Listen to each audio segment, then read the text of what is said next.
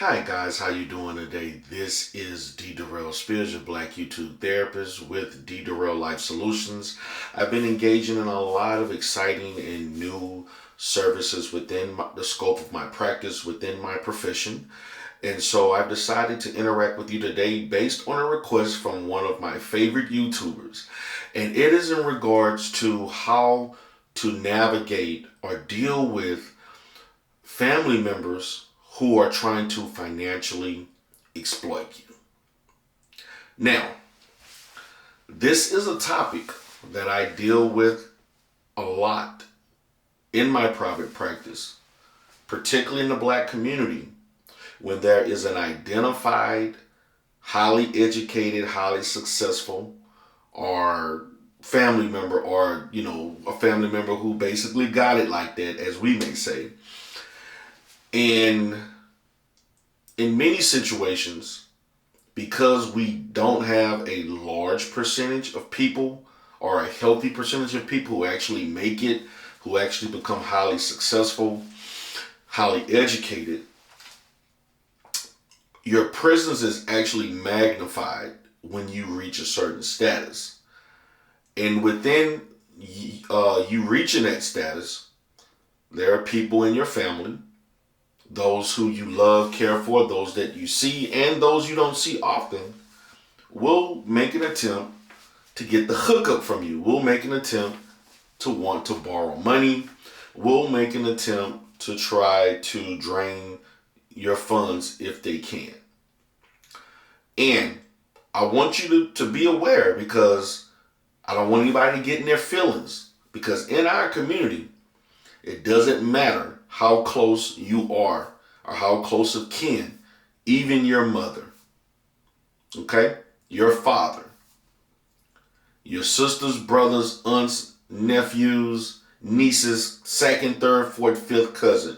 In our community, this happens a lot when you have that identified person who made it, I may say, or who got it like that, who is six figures plus and everybody else still living in the hood. I'm just going to keep it frank, keep it a buck, because this is actually a reality in a lot of black families. Not only just black families, because this can resonate with any group of people. So the question is, how do you deal with that? How do you cope with the fact that your own brother and your own sister or your mother are constantly asking you for money?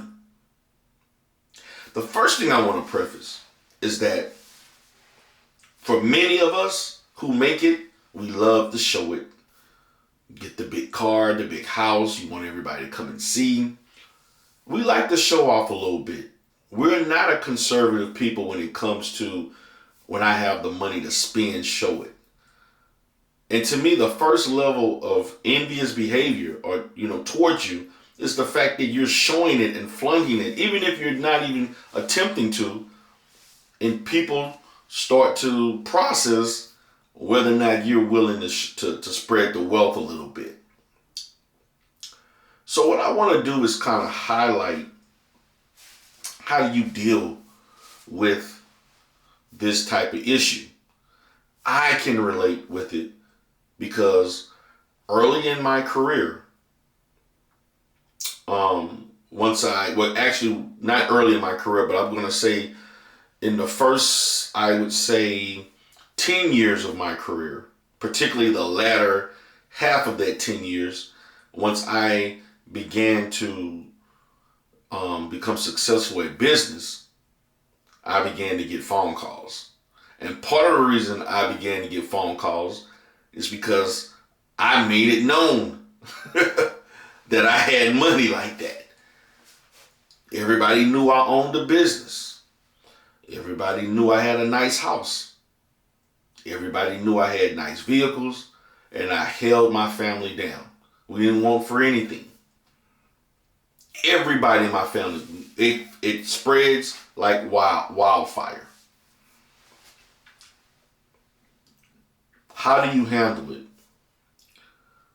And I know you may not want to hear it for those who have it like that, those who got the money and people constantly asking. One of the main reasons they continue to ask is because you have not set boundaries.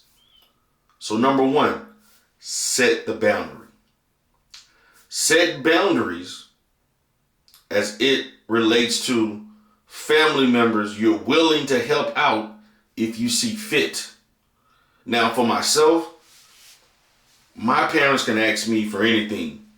And even at the time, my mom passed away before she could even see me become successful. But my dad never asked me for anything.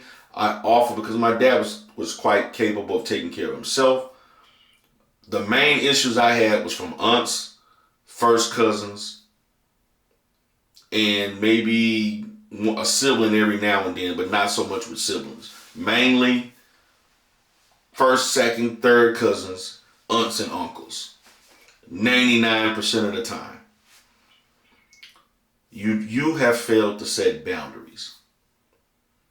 Because I want you to understand that part of the reason they continue to ask because you failed to set those boundaries. You find it difficult to say no.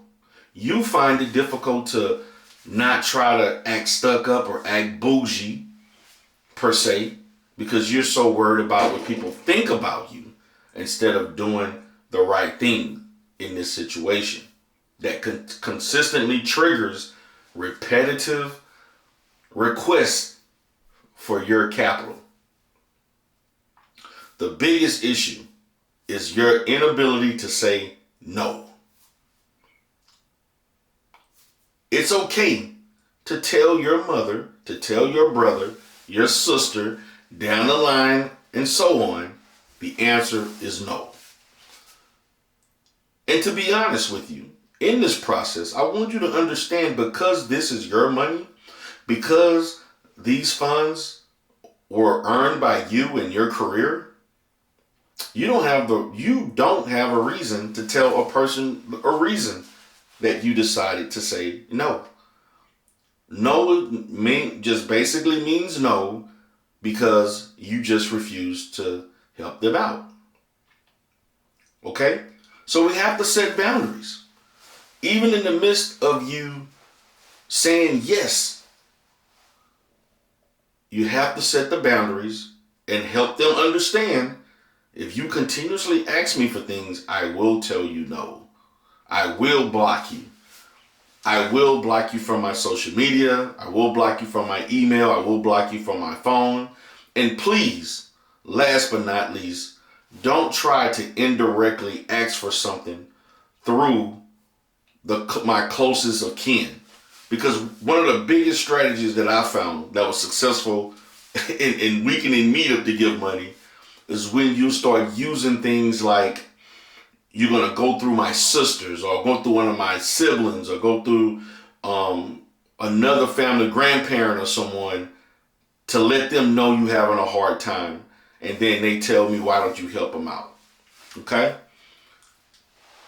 I think it is admirable at any point where you can afford to give.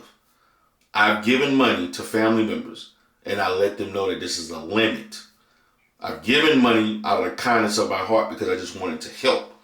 But when it becomes repetitive requests, it's no longer help, you're enabling.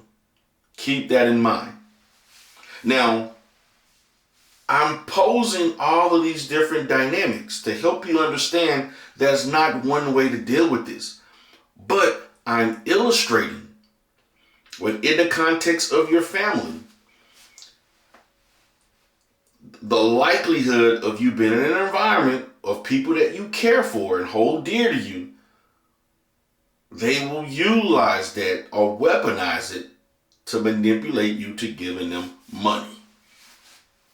So this is about protecting your wealth that you're creating and not being a person that people think that they can contact for money at will. Okay? It's okay to share your wealth, but there's limits to everything. And I think that it is good to let people know that when you do lend them $100 or $200, $300, $400, that listen, I'm helping you out this one time. If you ask me again within a month or two or before, I'm going to tell you no. Now, there are certain special situations, particularly if someone lost their job, they got sick. I know one situation that I gave money because I had a family member that house burnt down and she lost her clothes. So I basically gave several hundreds of dollars, maybe $300 to $400 to help her get clothing and everything. And she had children. But one of the most outrageous situations I had was when I had an aunt actually asked me and had the audacity to ask me for $4,000 so that we can buy the church a sign to put up in a small town that doesn't have any more than 2,000 people to attract people to come to the church. And that's true story. Facts.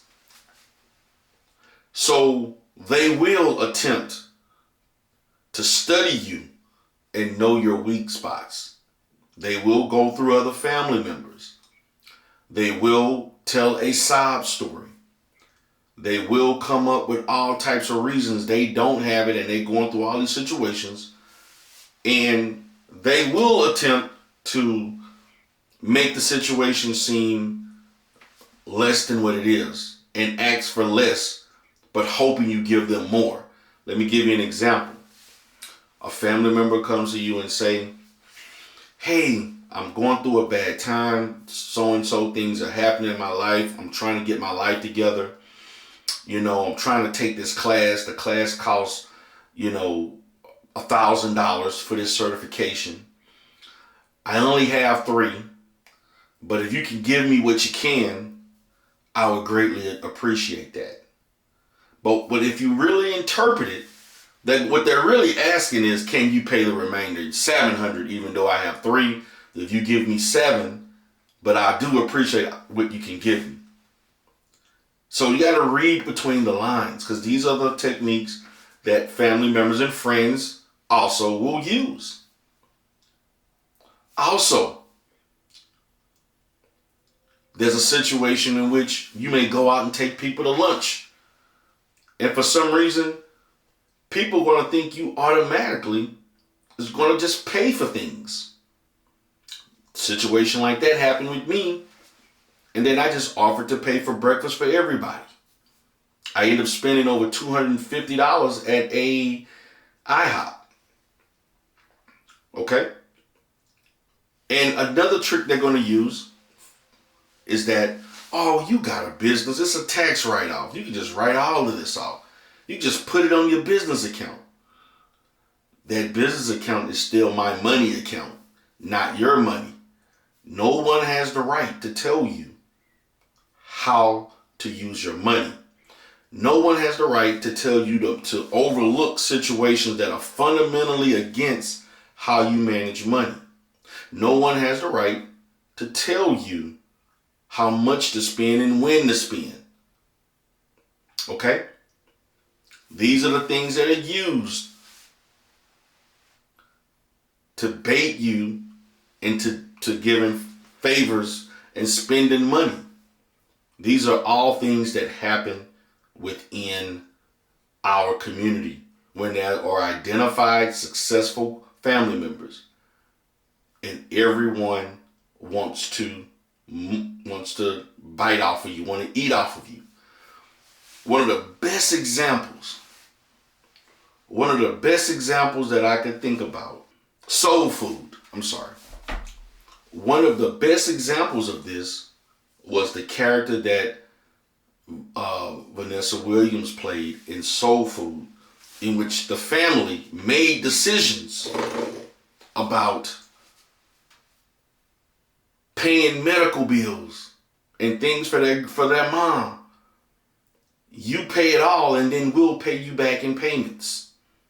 We were thinking and talking about, they were basically making plans of what they can do, not even putting you into the position to understand what you're willing to do and not to. But they made plans of how you're going to spend your money before you even know we can come to a consensus of how we're going to pay out these bills. That was a scene in which Vanessa Williams' sister and her husband talked about how they would pay her back, pay them. You pay it all off, and then we'll pay you back over time in small payments. And the fact of the matter, they had another sister who was played by Nia Long. She wasn't accountable for paying anything, and she had a thriving salon. But because you're the big time lawyer with your husband, you just shove out whatever money, upwards of 5 or more figures, and then we'll just pay you back over time. Every time there was a financial crisis, you can just handle it and take care of it. When these scenarios happen, it is incumbent upon you to do what's in the best interest of you, or to say no. The answer is N-O. It is okay to say no. And one of the signs that it's okay to say no is when they get angry that you say no. Like you're entitled to give your money to everybody because they want it. Particularly when they act angry and upset, that is a sign that you should stop allowing your family to financially exploit you, to stop allowing your family to take advantage of you. But also in you saying no, I think it is important just through effective communication, because I think that your communication style and the way you interact with them can influence long term of them repetitively doing this, is that you help them understand why you said no. You help them understand why you cannot continue to do this, and allow me to take the situation and decide whether or not I should do it or not. But in all essence, the answer is no. So with that being said, guys, I hope you're taking this into consideration. This is Coach D. Have a great day.